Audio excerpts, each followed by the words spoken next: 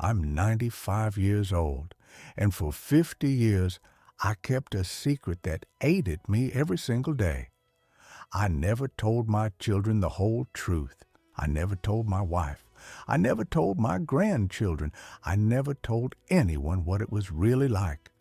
But I'm running out of time now, and before I go, I need to say what I never did for half a century. Because maybe, just maybe, if I speak up now, someone out there will understand why silence sometimes costs more than speaking ever could. You see, I worked as a sanitation worker for 38 years in this country. That's the polite way of saying it. Most people just called me a garbage man. And for 50 years, I let people believe that was all I was. Just a man who picked up trash. Just someone who wasn't smart enough or good enough to do anything else. I let them think that because I had mouths to feed. And pride doesn't put food on the table. But here's what I never told anyone, not a single soul. I had a degree, a real college degree in engineering from a historically black college. Graduated in 1952, top of my class. I had dreams bigger than you could imagine. I was going to build things, design things, change things. I was 22 years old, and I thought the world was opening up. I thought my education would be my ticket to something better. I was wrong.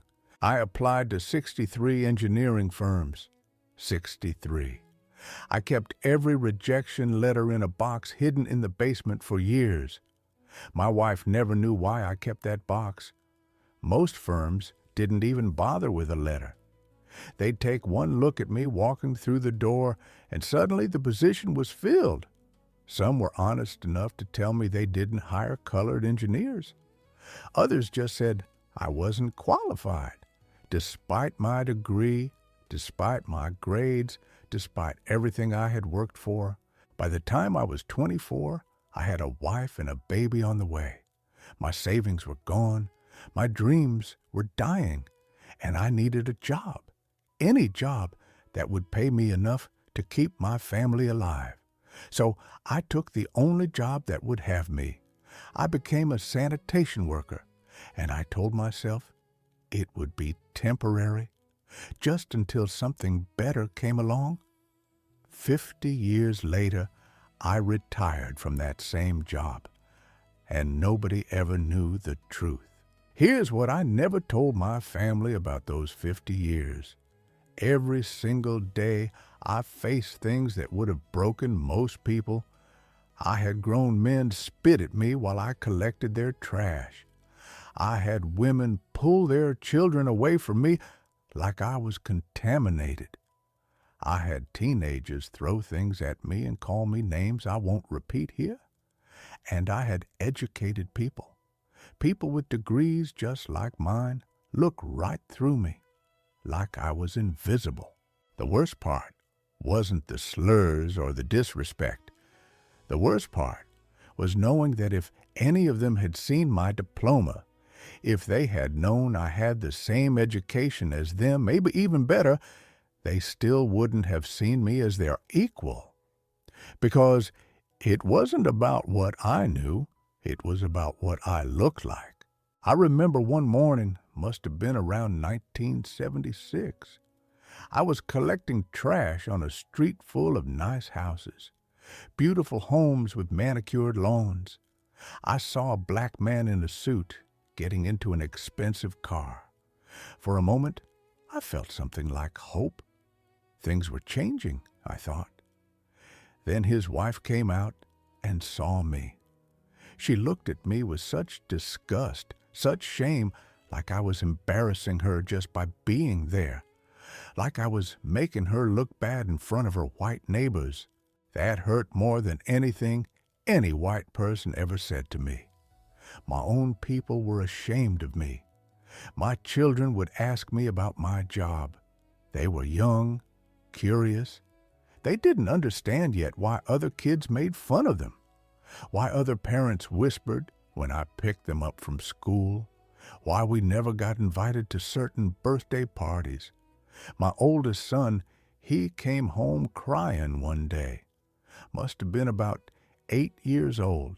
Said a kid told him his daddy was trash because he picked up trash. And I didn't know what to say.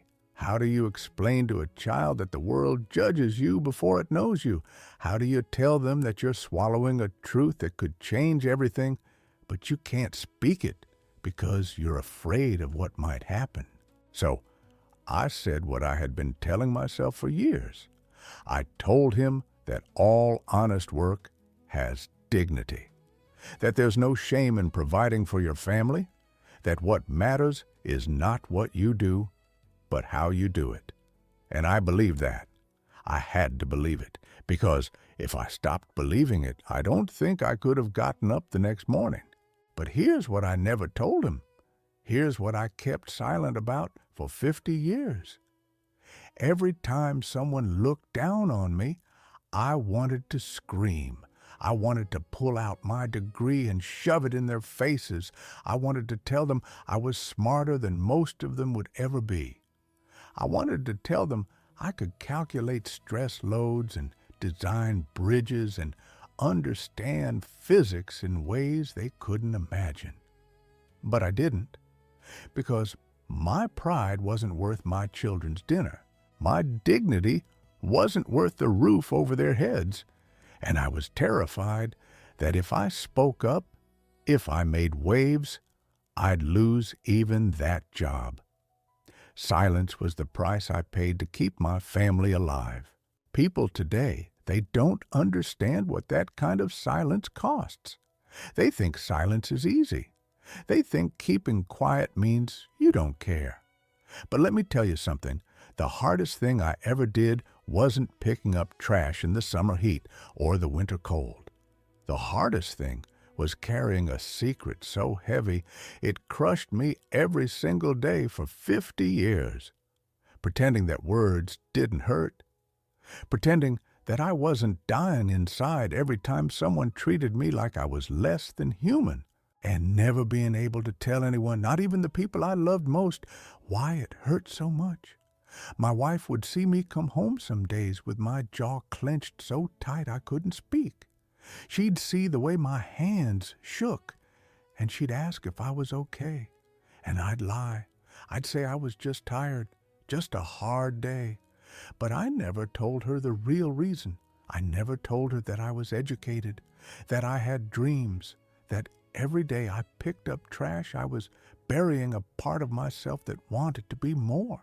I couldn't tell her because I was ashamed that I couldn't provide better, ashamed that my degree meant nothing, ashamed that I had failed.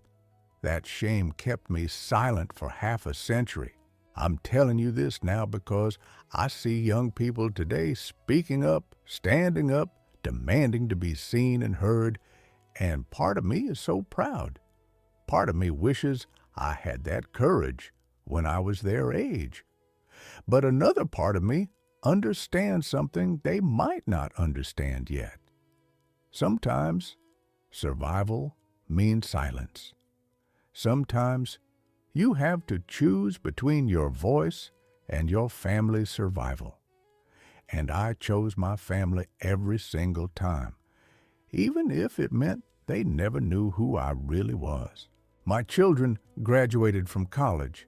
They became teachers, nurses, engineers. Yes, engineers. My youngest son designs buildings now, the kind of buildings I used to dream about designing. He has no idea that every structure he creates is a dream I gave up so he could have his. He has no idea his father once had the same degree he has, and until today, I never planned to tell him. That's what my silence bought. It bought their futures.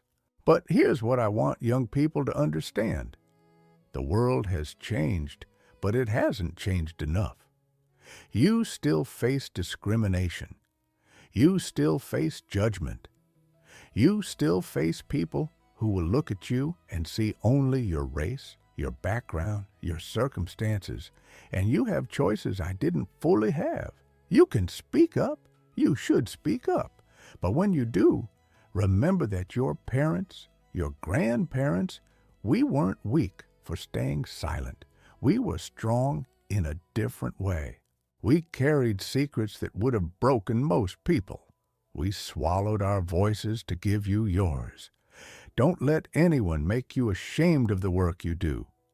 Don't let anyone make you feel small because of your job, your education, your circumstances. I picked up trash for 38 years, and I did it with dignity, even when people tried to strip that dignity away. And you know what? That job fed my family. That job put my kids through school. That job gave them opportunities I never had. So no, I'm not ashamed anymore. I'm proud. It took me 50 years and 95 years of life to say that out loud, but I'm saying it now. I'm proud. If you're watching this and you've ever been judged for your work, for your circumstances, for things beyond your control, I see you. If you've ever carried a secret so heavy you thought it would kill you, I understand. If you've ever felt invisible, less than, not good enough, I want you to know that your worth is not determined by how others see you. Your worth is determined by how you show up every single day, even when it's hard, especially when it's hard, even when nobody knows the full truth of who you are. I'm 95 years old. I don't have much time left, but I needed to say this before I go. I needed to break 50 years of silence and tell the truth, not for me, for every person out there who feels like they have to hide parts of themselves to survive, for every person who carries secrets that weigh them down, for every person who knows they're worth more than the world gives them credit for. I see you. Your struggle matters. Your sacrifice matters. You matter. If this resonates with you, if you've experienced something similar, share your story in the comments. Let people know they're not alone. Subscribe, because these stories need to be heard before voices like mine are gone forever.